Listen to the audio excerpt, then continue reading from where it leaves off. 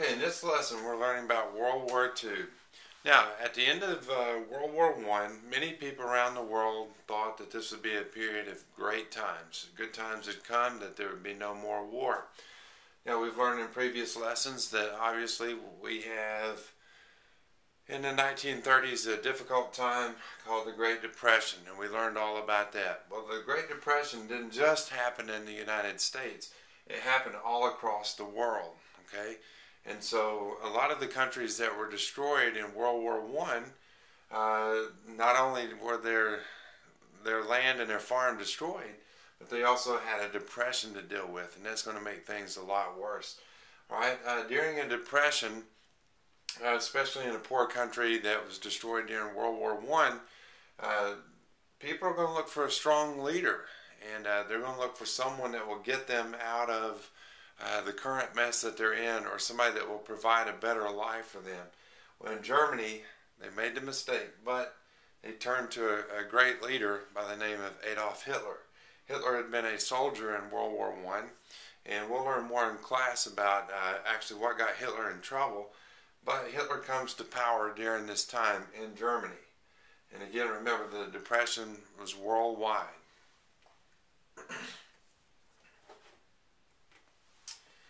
All right, the Axis power. Hitler comes to power in Germany, and he promises to make things better for the German people. He has all these plans that he wants to do to make Germany better. He broke a lot of laws and a lot of treaties in the process, which I'll talk to you more about in class. But Hitler creates a union with Italy and Japan.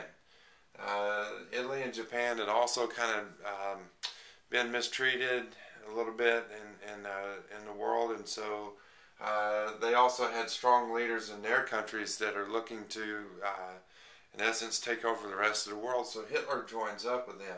The three nations begin invading other countries. Now, when this begins to happen, the world begins to take note, and they start to watch what's happening in Germany.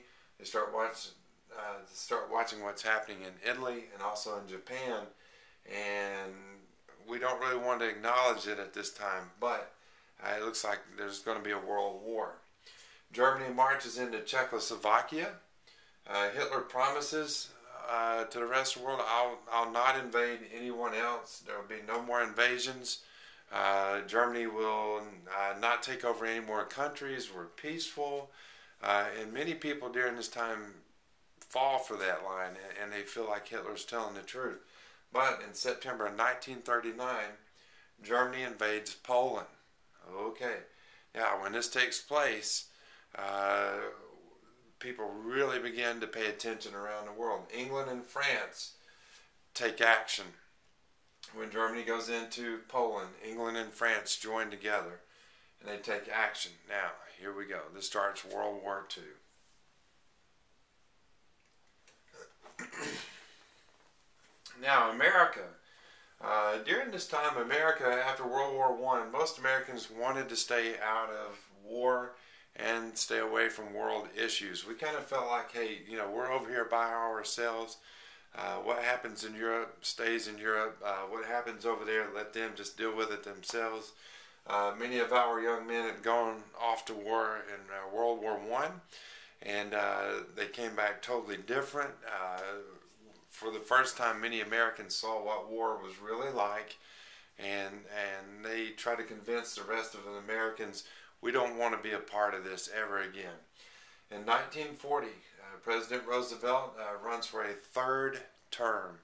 Now, presidents are supposed to serve only 2 terms. Well, Roosevelt had been in there for 8 years as president, and many people felt like he had proven to be a very strong leader. He had gotten America out of the Great Depression. He had provided all these new jobs for Americans, and so Roosevelt, they felt, was a proven leader. So he runs for a third term. This is very unique. Roosevelt tells the country, or tells the nation, to get ready to join the war.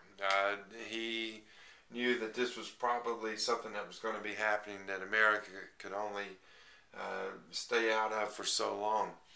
Roosevelt gives a speech called the Four Freedoms Speech. Roosevelt talked about freedom of speech, freedom to worship, freedom from want or from being wanting anything or from being poor, and freedom from fear. He said this is what America is a perfect example of, and he felt like this is something that should be worldwide. He says that America should be the leaders in democracy. We should share these freedoms with the rest of the world. And when the rest of the world is trying to achieve these freedoms, America should be there to lend a helping hand.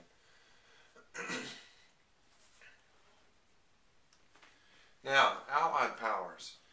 England, or they're often referred to as Great Britain, France, and the Soviet Union, all three come together and they form what's called the Allied powers. Germany, in the meantime, continues. Remember, they had promised they're not going to invade anyone, but here they go again. They invade Norway, Denmark, Belgium, and the Netherlands. Now, in June 14th, 1940, Germany marches into France. Now, the rest of the world really takes note. Here, Germany has taken over one of the most powerful countries in the world, and the rest of the world is taking note to see what's going to happen in France.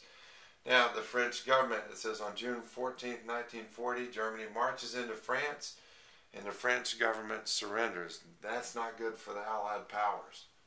Now, remember, during this time, America, we're staying out of the war, but we're getting ready just in case we are called upon. Now, this is a day that will live in infamy. December the 7th, 1941, Japanese bombers bombed Pearl Harbor, Hawaii. This is a total surprise attack. We'll be reading more about this in class. On this day, 2,500 Americans were killed. Most of the ships in the Pacific Fleet were destroyed. On December the 8th, the United States Congress and President Roosevelt declared war on Japan. USA enters World War II and joins the Allied powers. Now, Roosevelt calls this on December the 8th in a speech. He said this is a day that will live in infamy. And we'll talk a little bit more about that. Okay, that concludes our lesson today on the starting of World War II.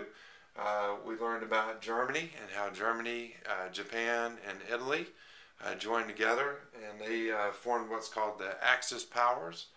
And we learned about how England, France, Soviet Union, and the United States joined together and formed the Allied powers.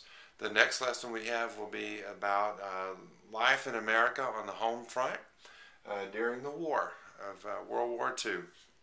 Thank you very much. Hope you enjoyed.